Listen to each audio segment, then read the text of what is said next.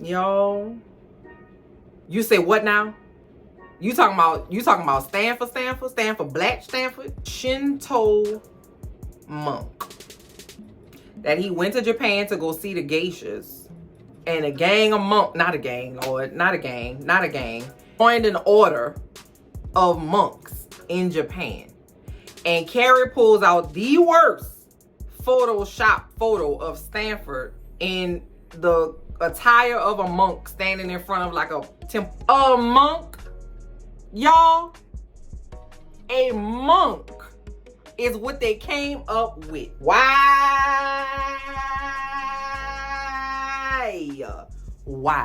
Why would they do that? Why would they do that? I don't get it. Not that he joined a ragtag group of vigilante thieves. I could have believed that, okay? Because he could have been like the logistics coordinator for him. Nah, nope. He's a monk. He is a monk. I would have believed Stanford turned into a monkey before I believe he turned into a monk. If I was the actor who played Stanford, I'm coming down and I'm pinching all y'all necks at night. If I was Japanese, I'd be like, stop talking about my country. Okay, don't bring my country into this. Leave the whole country of Japan, all Japanese people out of this narrative. I don't even know if a Shinto monk is a real thing, but I would definitely email them. I'm gonna see if they got an email, and I'm gonna let them know that somebody taking their name in vain, somebody playing with their little, with their order of monks. You know what I'm saying? And then Anthony gonna say, well, what the hell does a monk do? Then Carrie gonna say, they refresh the flowers on the altar. They coordinate the tours to the temple. So you mean to tell me Stanford is the social secretary for the monks? Hey everybody, thank you so much for checking out this video. It's your girl LB. Welcome to my channel Watch With Me LB, where I give you fun, fresh, and funny rants, reviews, and recaps on my favorite movies and TV shows.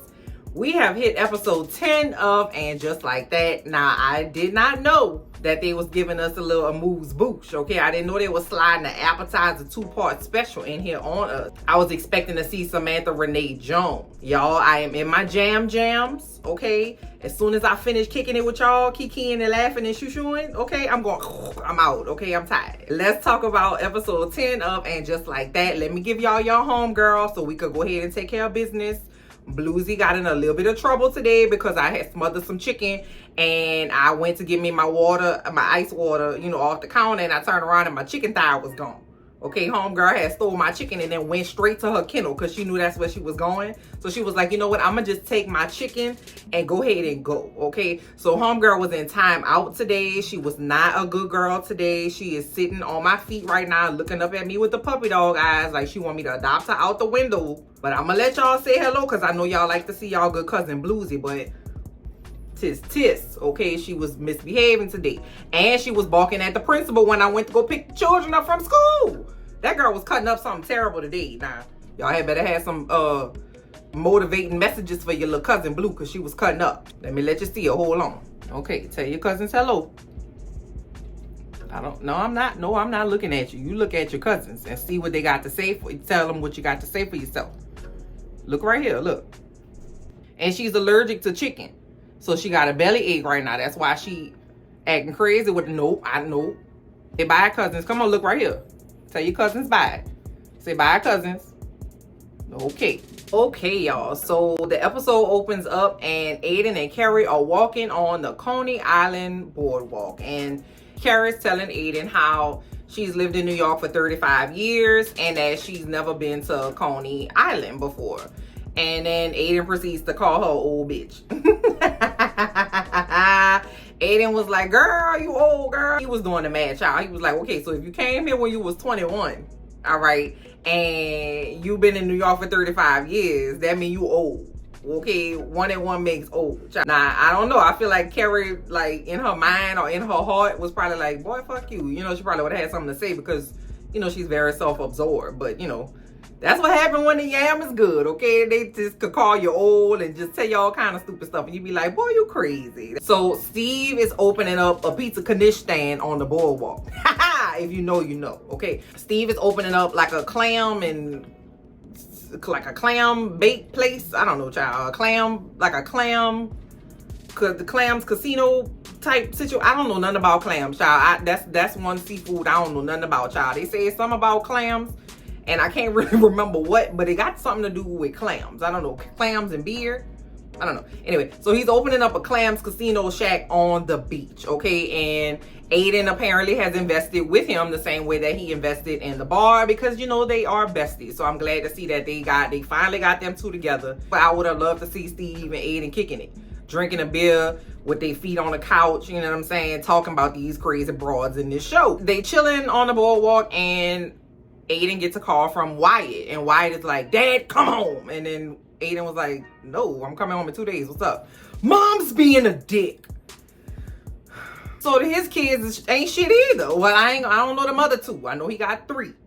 But the one that we've been dealing with, Wyatt, he, you know, I don't know him, but I don't really feel like I'm gonna get down with Wyatt too much, okay? Because he called his mama a dick. Maybe when you get above a certain tax bracket, your children are legally allowed to just tell you whatever the hell they want.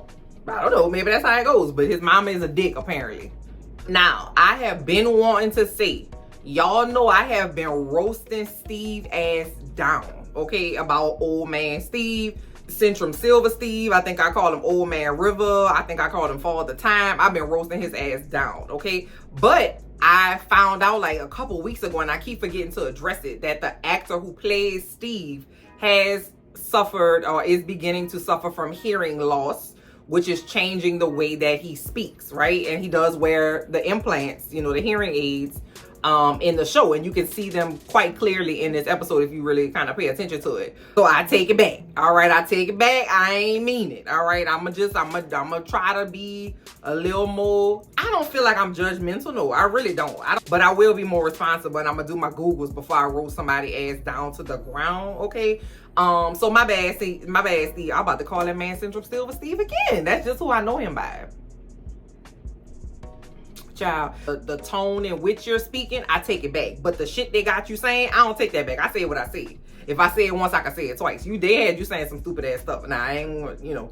Steve tells Kerry that when he was going through all the shit he was going through with Miranda, that he used to come to Coney Island and walk on the boardwalk because him and his brother used to kick it down there when they was little. And so he stopped to just kind of think and contemplate about what a terrible decision he made by marrying Miranda. He turned around in the pizza knish stand, but girl, it's not a pizza knish stand. It's a clams and hot dog stand. Girl. Cousins, let me know, do clams and hot dogs go together, or is it like you either get clams or you get hot dogs? You know, like people do fish and spaghetti. Like we don't do that. You know, we don't do fish and spaghetti this week. But you know, some people do. Or do clams and hot dogs go together? Because I feel like that's a smooth, speedy trip to the urgent care. Let me know. Comment down below and let me know if they go together. Anyway, he's talking about how he discovered the place, and he was like, man, yeah, I gotta do something different, and I can't deal with all the bougie, you know, shit in Brooklyn, and you know, whatever. So he's gonna open up a pizza. I promise I'm not doing that on purpose. I have Golden Girls down in my shondo. You understand? So if I'm saying a stand on the boardwalk, that's what I'm thinking about. It's a hot dogs, clams spot on the boardwalk. Now y'all get it together. Y'all silly. Let's be serious so we can get through it now. Shoot. Nair. All right. Kerry didn't look terrible. All right. She didn't look terrible. I have always just been confusion about why they keep putting her in these baggy, you know what I'm saying, situations. Because Kerry got body. That's B-A-W-D-Y. Okay. She's holding. All right. Her boobs is where they was when the last time I saw her. All right. They haven't gone nowhere. They haven't migrated south at all, okay, as far as I know. I don't know why they keep putting her in all these baggy situations. Now, she had on like a sequins duster and like a jean shirt and some like purple pants. Now, in complete transparency, okay, the boots that she had on, if they were not paired up with the purple pants, I might have been okay with them. But because she put them with the purple pants, they was giving me the Victory Tour.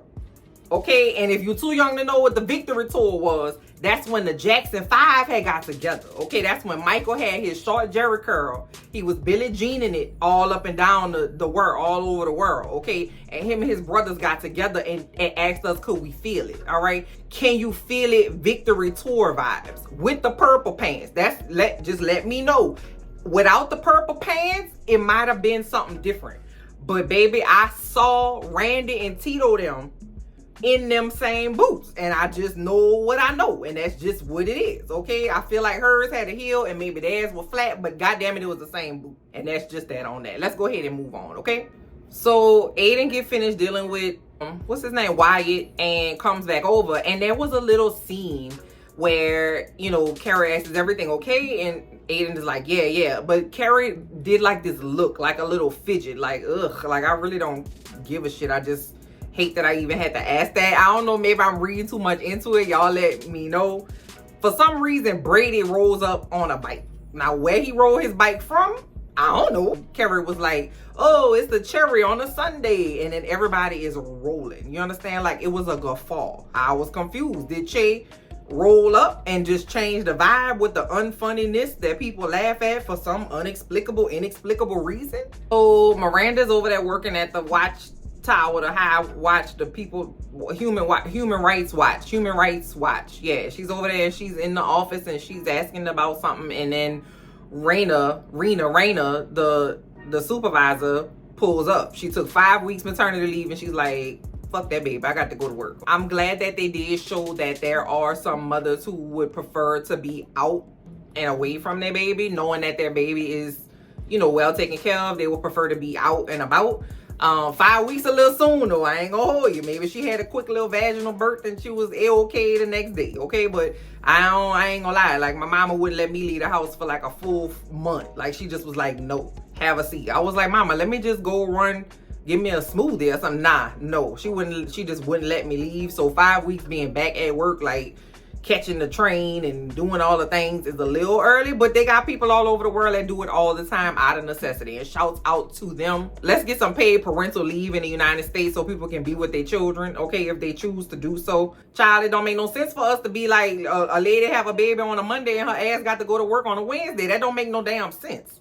So now we are over there with Julia Sugarbaker at the art gallery, and she is trying to sell a painting to Sam Smith. And I know you thinking, girl, Julia Sugarbaker, that was from Designing Women. My bad, girl. It was Charlotte, my fault, but she was giving me Designing Women realness, okay? I don't understand, you know what I'm saying? Like, she's giving me peplums with the puffiness, okay? Peps and puffs, and I don't want it. And peps, puffs, and polka dots. It was a lot of voluminous volume. She is not gonna throw away no extra fabric. She's gonna go with the designers that give her more bang for her buck. So if she took the fabric out of her sleeves for this, you know, particular ensemble, she could make her like a little, you know what I'm saying, like a little neckerchief, or like maybe a little, you know what I'm saying, a little scarf that she could tie on her handbag or something. You know, she wants extra fabric in case she want to do something with it. That's what I'm thinking. Sam Smith is in the gallery and she's, you know, talking to him about pop sensibilities and the artist's, you know, critiques on the, you know, global community or whatever the hell. And Rock calls the gallery, and the little lady from the first episode where she went to the gallery comes up, right? And I swear to you, y'all, that lady is me and I am her, because I had told y'all last episode how I had saluted that man when I had got nervous. My girl curtsied when she got in front of Sam Smith. I can totally see me doing that. I can totally see me curtsying to somebody for some reason. I wouldn't even know why I did it. I would just be like, hello, good sir. Why would I do that? I'm from the night ward. Why would I say hello, good sir? Why would I salute anybody? That girl was me and I'm her. I don't know. She's like my kindred spirit. I really love her for real. Okay, I love her down. So Rock tells Charlotte, mama, what's going on? I've been texting you and you ain't answering my phone calls. What's happening? You supposed to be in my beck and call at all times. Why you on your phone during school time? Every school I know, you cannot use your phone during the school day. And if they do, if they catch it, they take your phone and your mama got to come to school. Okay, but again, it's the tax bracket and they out of dress code. Okay, because they got a hat on, baby. That's not in dress code. Everybody else got a uniform on. Everybody else got to follow the rules. Oh no, not Rock. Okay, so Rock said, mama, I forgot my notebook and I need it for my presentation. We go on the 4th period and my presentation is 6th period. You got to go get it. The hell I do? Nah. See, the thing that I like to teach my children, my mama told me, and I'm telling them, that's what we call a paid lesson, okay? Because if I told you to bring your stuff downstairs, put it all together, put it in your backpack, put your backpack by the door, then I ask you on the way out the door in the morning, do you have your notebook? Do you have your lunchbox? You got your little water bottle? Did you put deodorant on? Okay, did you brush your teeth? Do you have lotion on? If we checking and going through the thing, and it's all on you to make sure you have what you need. And if you don't have what you need, you don't have what you need, my love. Like, that's a paid lesson.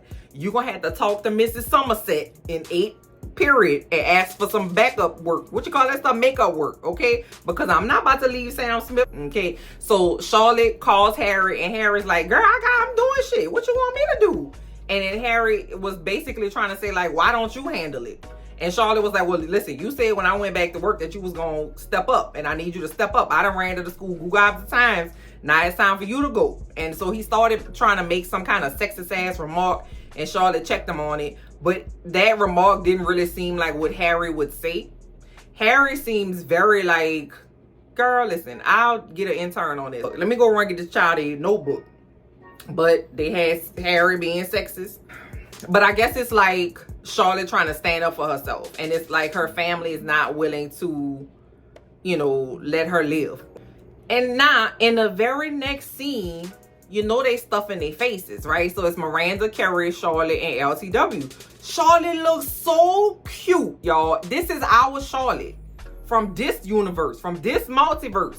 This is our Charlotte in this scene, okay? Not Blanche Devereaux, not Julia Sugar Baker 1987 peplum top with sensible shoes and ruffles and bows. And no. This is Ralph Lauren American classic fashion Charlotte at this table. It was very like, I'm here, look at me, I got money, but also don't look at me because I'm too rich for you. But also I'm like a regular person. I still eat turkey sandwiches on white bread, lightly toasted kind of, you know, kind of vibe. And I was here for that. I missed you, girl. I hadn't seen you all season, sis. I think I saw you once this season. You need to come around more often, our Charlotte, okay? You know, LTW is being kind of reserved because obviously, you know, she's expecting. You know, they're talking about her PBS documentary or whatever, and Charlotte is telling the girls and everybody's excited for her. And then, you know, LTW tells Carrie that she won the raffle for a Michelin star chef to come to cook for 16 people at her house. Charlotte is like, oh, you could do that as a housewoman. And Carrie was like, hell no. I don't want other people in my house. Felt that. Felt that. She said what she's gonna do is instead she's gonna have a going away goodbye small apartment I'm leaving you now party at her old house. Now I don't know what she thinking she gonna fit 16 people in that small ass apartmento, okay? Especially if it's where the Michelin star chef gonna go? Carrie, the burners on Carrie's stove probably don't even work. But I don't know. I just feel like the kitchen is probably not functional for a Michelin star chef. He probably gonna walk in there and be like, what the fuck is this? Because you want me to cook for 16 people and I got 2 burners. This is not an RV. Okay, we not on a campsite. Where they was gonna sit at, how they was gonna eat. They was gonna be like, ooh, girl, this is good, child. I really am enjoying this. They was gonna have to sit on their lap. They was gonna pull a card table out. What they was gonna do? Maybe it's gonna magically expand. It's the magic of television, apparently. Miranda was giving me Miranda, okay? Miranda had on a button-down, tucked-in belt, wide-leg trousers, you know, purse with, you know, some neon little in there. And I was like, okay. Carrie had on a little bedspread as a jacket. Nah, but we gonna leave it alone, okay? You know, when she pull that hair back, she is a disciplinarian. You can't be loose and free with the Freedom Tour boots on. You gotta be a whole different person. So she was getting ready to pop somebody knuckles like the nuns used to do in my elementary school back in the day. So, you know, it was Miss Trunchbull's little sister. That's who it was. It was Baby Trunchbull. Carrie and Miranda go together, and then Charlotte and LTW go together. So with Miranda and Carrie's like, girl, let me tell you something. I saw both of your exes, okay? And I'm about to go kick it with both of them. So I'm about to go. I went over there by Steve Steve is doing good. I wish he would have had him an old lady over there helping him clean up the bar. You know what I'm saying? Carrie's like, well, I'm also, me and Aiden going to see Chade perform like stand up in Brooklyn or whatever. Miranda was like, well, damn, bitch, like, why are you with my exes all? Why, like, what's going on? Okay, so now we over there with Charlotte and LTW, and LTW tells Charlotte that she doesn't think it's a good idea for her to like tell people about the PBS documentary. And Charlotte is like, girl, I'm about to tell everybody. I am so proud of you. That was me. Yeah, that would have been me. I love to love up on my people. Okay, like if you get your 10,000 steps, I be wanting to send you like an edible arrangement. You know, she drops the bomb on Charlotte that she's pregnant. And I ain't gonna hold you, the little monologue that LTW gave during this part, I felt that because I still don't know how old LTW is. Maybe she a youngin', maybe she a whippersnapper, okay? I don't know. But I felt the part where she was like, I thought it was my time. Like, I thought it was time for me to get back to me. You know, she could see the light at the end of the tunnel, okay? You love your kids, but goddamn it, let me lay down. Let me sit down. Quit asking me questions. I love you, but leave me alone a little bit. You know what I'm saying? Charlotte was getting emotional. You know, Charlotte be crying, child. And, you know, they had like a really nice scene, and I really, really felt that, because as much as you love your children, it's never goddamn ending. I was in a meeting today doing a presentation. So I get a call from my children's school today that one of my children is like lethargic. Like, he just is tired and sleepy and he's not his usual self. And then I want to come pick him up. What? You concerned for your child, and you definitely want to make sure that they're okay. But it's like, I've been prepping for this meeting, this presentation all week, and I'm finally in it. I got to put the people on mute, turn my camera off to take the phone call. Now I got to figure out how do I leave my child there for a little minute so I can finish this. I can't tell the people that, you know what I'm saying? It's always something. It's always something. Much help. But once again, I'm confusion because these people got coins, okay? Hire somebody, though, is what I don't understand. Like, and in the very first scene of the episode, Aiden and Carrie were talking about how long it took them to get to Coney Island from Manhattan or wherever they live, and they were like, I took 2 buses, a train, and I'm like, what? Why? Like, why are you saying that? You ain't never heard of Uber before? You know what I'm saying? Why are they acting like they don't have money? Like, they have struggles that the rest of us have. Like, they got to figure out, well, the kids get off at 3, but I don't get off till 5. But after school can't close at 4, so I got to get them to pick them up at 4 and then bring them over here by me, and then we gonna go over there. But they got practice at 5:30, so I got to run to the house again. That ain't y'all life. Why y'all acting like that? When you have coins, certain kind of issues kind of go away. You know what I'm saying? Don't be acting like you normal. So now we over there with Giuseppe and Anthony. Now they doing the do, okay? And they, you know, in the afterglow, and Giuseppe says that he's in love with Anthony, right? And I was like, oh, you finally let him smash. Good job, Anthony. Get you some yam, okay? Apparently Anthony is a top, right? And he's always been a top. And he's never been a bottom before. And Giuseppe was like, well, how the hell that happened? They don't want me to knock at the back door for you? Like, what? You know what I'm saying? So they were having a conversation, and Anthony was like, that ain't me. I don't do that. What you talking about? And also, have you seen your yam? It is certified. You not about to tell me, child, I ain't about to go to the urgent care and be shamed. Giuseppe is like, I don't get it. I'm a top, I'm a bottom, I'm a this, I'm a that. Like, I'm trying to get some yam, I'm trying to give some yam. Like, what are we talking about? Like, this is supposed to be like a, you know, an example of the way that Anthony is. He's very traditional in a lot of ways. Like, he ain't want to sleep with the boy, he ain't want to bring the boy up to the house, and now he's like, listen, I'm on top. I don't know what to do. But it was nice to see Anthony, you know, in a situation where he wasn't like in a fitting room or like in a storage closet, you know, in the back of a UPS truck, just something random, you know what I'm saying? So it was nice to see Anthony in a nice little situation. He was cuddling and stuff. But I will say this, once the thrill was gone, okay, Anthony was like, listen, I'm about to blow this candle out. I'm about to go to the bathroom, and I'm also about to go to sleep. Because Anthony is old, and I feel that, okay? We had fun. I done exerted a lot of energy, okay? It's a lot of emotional energy and physical energy. Let's go to sleep. So then Anthony says, well, I don't like, you know, receiving because I'm not the woman. And I was like, wait a minute. What? LGBTQ cousins, what are you talking about? Because I ain't think that was a thing. Is that a thing for real? Because I don't know. You know, they was having a nice little conversation, but I really enjoyed seeing Anthony being vulnerable. I was like, okay, and Tony. Okay, Tony. You cannot. Nah, you gotta behave if you want to stay up here. Y'all hear her tail? Let me deal with this dog. I'm coming back. Hold on, y'all. We do have some good news, though. Carrie is gonna keep the cat. Okay, Carrie's keeping the cat. The cat, I feel, is gonna be a little terror. Okay, I don't know what she gonna name it. Probably like Manolo. We do have hope. Okay, I feel like they're gonna bring this thing back for season 3. In season 3, you know what? In season 3, she ain't gonna have no damn cat. They just gonna act like we ain't never see the damn cat. Okay, so I'm not even gonna get my hopes up. I'm not even gonna get my hopes up about this cat. This cat is gonna be nowhere to be found. In season 3, Carrie gonna be like, you know, I have the worst cat allergy. I almost died 2 years ago when a cat crawled on my fire escape. Miranda goes to the UN with Rena and does a great job. And so I think they're setting it up that she's gonna work at the UN doing some UN shit. I don't know. Now, let's talk about Miranda and her outfit, y'all. Miranda, I want to punch her in her face. She looks so good. Why? Who? Calm down, Elle. Calm down. The coat.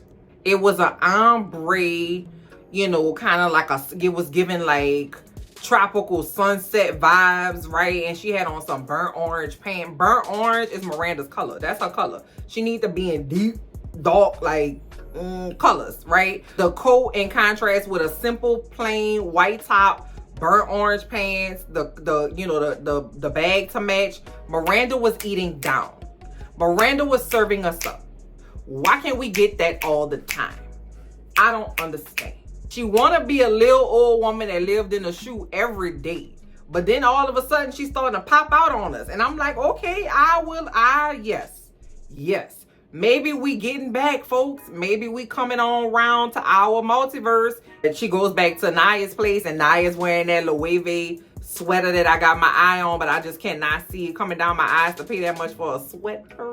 But Miranda just looks so good. I don't even know what they was talking about, child. I know Miranda. Oh, I know. Oh, Lord. Now I got to tell y'all what happened because it hit my head. I remember this dumbass scene. What's his name? Andre Rashad is having a baby with the lady that he told Naya not to worry about. She gets the invitation, and of course it has a registry, right? And so Naya says in her mind, I'm gonna get them the most expensive thing on the registry, and that's gonna like stick it to what they, every time they put that baby in a stroller, they're gonna be like, my ex-wife bought me this stroller. Nah, it don't work like that. Babies siphon away all your context clues, logic, common sense, and sometimes will to live. I found out I was pregnant the Monday of the week of my wedding. My wedding was on a Saturday. I found out I was pregnant on a Monday. So all of like, oh, congratulations, go buy you some, you know, La Crusade Dutch ovens. Nah, sis, I bought a stroller. But I don't remember like, oh yeah, I remember this girl. I don't really like her because she gave me $200 on a gift card. You don't be giving a shit. All she gonna know is, damn, she bought this stroller. That bitch crazy. Okay, I'm sure gonna put my baby in it. Thank you, appreciate it. It was $1,200. It was $1,200. You could buy a baby on the black market for $1,200. But if somebody that I hate bought me that Loewe sweater that Naya was wearing in this episode, baby, I will wear that shit down. I don't give a damn. Thank you. Appreciate it.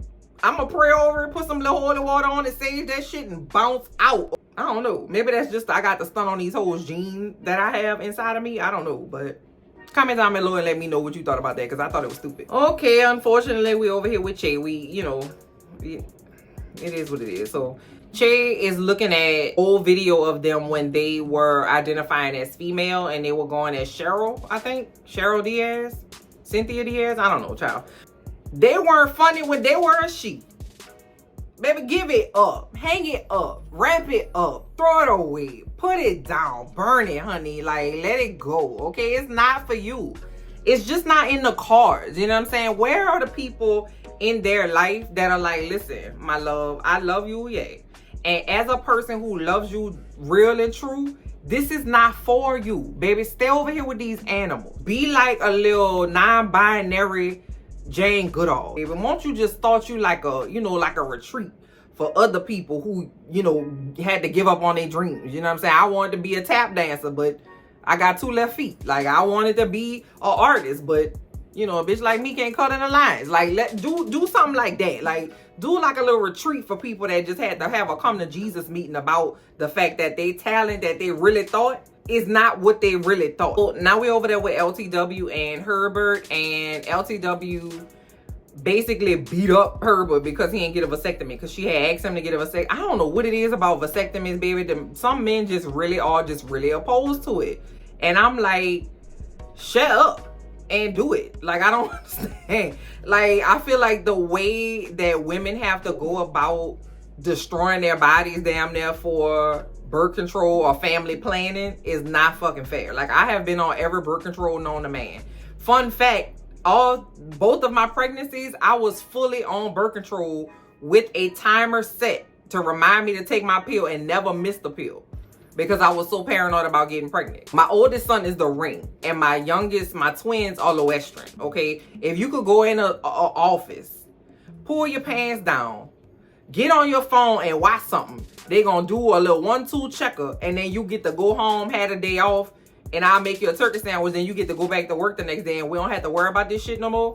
I don't understand what the problem is. Drop your pants and pull your balls out, and let's get going, okay? Now, I will say this, she wrapped her hair up. That black lady wrapped her hair up. They had listened to me. I had told them. But basically, they started having a conversation about her, you know, and the pregnancy and like what they gonna do. And all I kept thinking about was that trash ass mother-in-law. Like, what would she have to say? I know she would say something so terrible to LTW if they told her that they were having a baby. Lord, I would just never tell that lady. I'd be like, you know what? We found this baby on the street, man. Y'all, at this point, we all need to, the way that they did Stanny, baby, I'm not even joking. I rewound the clip, the part of the show, because I said, wait a minute. You say what now? You talking about Stanford, Black Stanford? Y'all, let's get into it. Let's get into it. So Carrie and Anthony are having drinks at Carrie's house, and then Carrie says, I spoke to Stanford. Technically, they still married, but he hasn't heard from Stanford, and they haven't seen each other, right? And now you know the actor who plays Stanford passed away unexpectedly in the first season.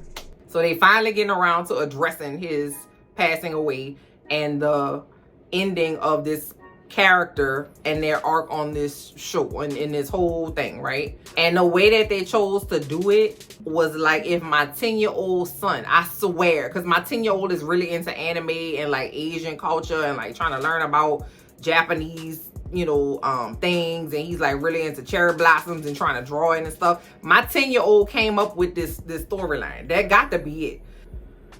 Y'all, they said that Anthony is a Shinto monk. That he went to Japan to go see the geishas, and a gang of monks, not a gang, Lord, not a gang, joined an order of monks in Japan. And Carrie pulls out the worst Photoshop photo of Stanford in the attire of a monk standing in front of like a temple. A monk, y'all, a monk is what they came up with. Why?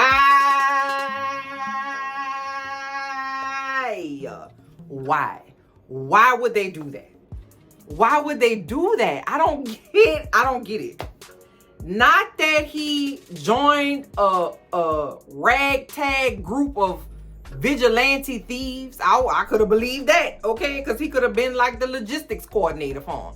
Not that he became a merman and he travels with a group of people who have, you know, the fins that they put on, and they go to like children's hospitals and event galas and stuff like that. And that's really where he found his pieces, in the water as a merman. Nah, nope. He's a monk.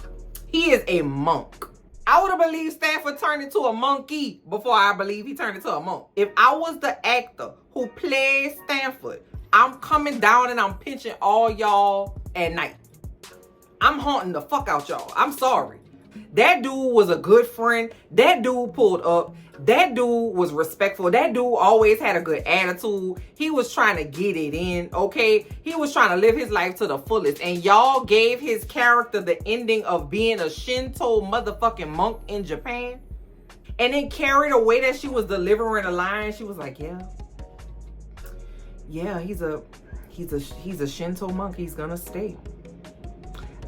He sent this letter and he sent the divorce papers, and you can have everything. He doesn't need it where he's gonna be. I was like, bitch, don't play with my face like that. Don't do me like that. Like, a monk is what I said. M-O-N-K. If I was Japanese, I'd be like, stop talking about my country. Okay, don't bring my country into this. Leave the whole country of Japan, all Japanese people out of this narrative. I don't even know if a Shinto monk is a real thing, but I would definitely email them. I'm gonna see if they got an email, and I'm gonna let them know that somebody taking their name in vain, somebody playing with their little, with their order of monks. You know what I'm saying? Then they say the reason he ended up in Japan was because he had a fight with his TikTok client. And he was crying and wandering all around the streets of Japan. I went to Germany and then ended up in Japan and then became a monk because the TikTok lady or the TikTok person was mad at him or fired him or something like that. Why do these people create these characters to be so successful in their careers? And then all of a sudden, if one thing happens, now it's just all over with. I got to just throw it all away. Carrie fired Samantha because I don't want to be a book writer no more. Oh my God, I'm devastated. Let me move away from everything I know and everyone I know to a whole nother country and start all over because Carrie Bradshaw fired me. Samantha had 47,000 other clients. Fuck you, Carrie girl. Stanford lost a TikTok client and became a monk, is what y'all telling me. What sense does that make? And then, if you so enlightened as a monk, send the shit to Anthony. What you sending it to Carrie for? Because Anthony gonna make fun of it. So? You was supposed to be above that. Shinto, you supposed to be above that. What does it matter? They done made Carrie a paralegal, baby. I don't understand what is the... Let me calm down, because I'm really getting high chase. Let me calm down. Where's my popcorn, child? And then Anthony gonna say, well, what the hell does a monk do? Then Carrie gonna say, they refresh the flowers on the altar. They coordinate the tours to the temple. So you mean to tell me this motherfucker went into the... Wait. Wait a minute, because y'all didn't do nothing to me. Let me pipe down. Let me pipe down. So you mean to tell me Stanford is the social secretary for the monks? They use Stanford becoming a monk to break down the wall in Anthony's mind to say, let me go ahead and be a bottom. Let me be a bottom. Because if my ex-husband went to go be a monk, I could damn sure be a bottom. I could receive and I could give, okay? LGBTQ cousins, what did y'all think about that? What did y'all think about that? Let me know. That is the worst thing that I have seen on this show.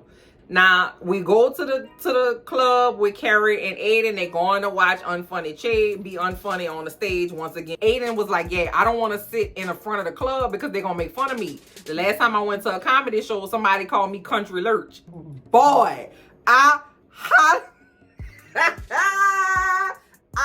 holla. Do you hear me? Because it's accurate. Country Lurch is the most accurate description of Aiden I have seen, especially with that jacket on that he pulled up in when he first pulled up on the scene. He was giving me Country Lurch and City Lurch. How can a show that give me Country Lurch give me Stanford as a monk?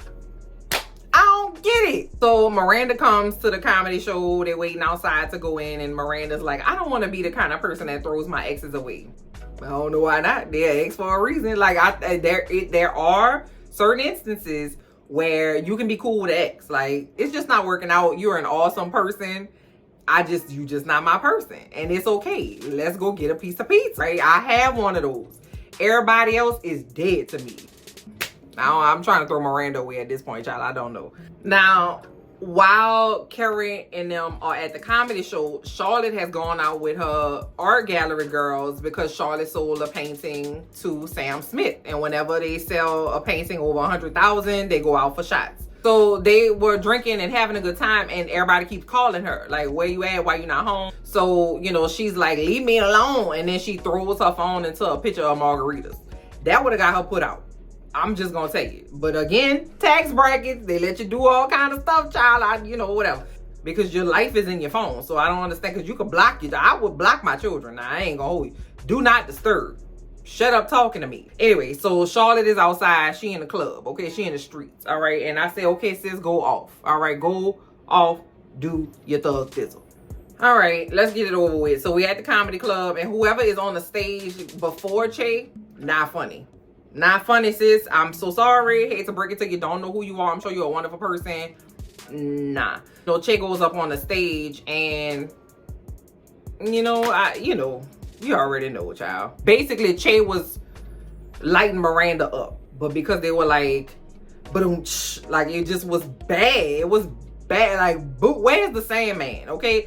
I don't know if everybody is familiar with Showtime at the Apollo. Okay. I have a lot of cousins from other countries. Okay. I don't know if y'all have that. The Apollo Theater is a theater in Harlem, New York, USA, where they would have a talent show. Okay. And people will come up on the stage and sing or dance or play an instrument, and the crowd would determine whether or not they could go on to the next round. Okay, it was American Idol before it was American Idol, baby. We was not playing. The crowd at the Apollo was brutal, okay? The only people that, if you didn't come up there and give a A1 performance, the only way you were not getting booed is if you were singing a gospel song, maybe, or if you were a child.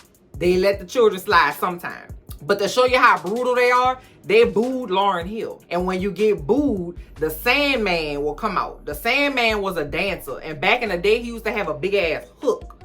And he would grab your ass and drag you off the stage. But it got a little too rowdy, so they didn't have a hook at one point. But the Sandman will come out and they will play a siren, like, get your ass off, baby. We don't have time for this. We only need A1 talent. Che need to go get humbled at the Apollo, but humble them right quick. So Che get up there and say, like, yeah, so I just got out of an 8-month relationship with a straight white woman. And I know what you're thinking. 8 months? That was the joke. That was it. And then the people in the comedy club was joked out. She brought 4 people into our bed. Her husband, her son, and I was like, that's weird to say. And so Miranda was like, she had that look on her face like that Chrissy Teigen. But Miranda was like, I gotta go. And then she gets up to leave, and then Che sees that Miranda is there and leaving. And then like, it's like, all right, y'all, that's my time, bye. And then everybody was like, yeah. And so it was, awkward or whatever, but spare me, bro. I would have rather them walk into each other on the street and then Che be an asshole the way that they do, and then they have this whole conversation that happened outside the comedy club without Che's comedy. Because why do they want us to have this? Where is the focus group? Who okayed this? So then Miranda and Che have it out in front of the comedy club, and Che was like, I didn't know you were gonna be here. And Miranda's like, how could you say all those things about what happened? How could you make those kind of jokes? And then Che was like, because I'm a stand-up. Nah, I ain't gonna hold you. I will give it to him, because stand-up comedians say literally anything. So you're supposed to be able to like compartmentalize it and understand that a comic has like a third eye and blah blah blah whatever, but that I wouldn't like that if that was me. And as soon as Miranda walks away, Toby comes up, and then Toby is like, yeah, I thought it was great, brown nose and child. And the Che is like, I'm so sick of having everybody tell me that I can't be who I want to be, and I'm supposed to think about things and do whatever.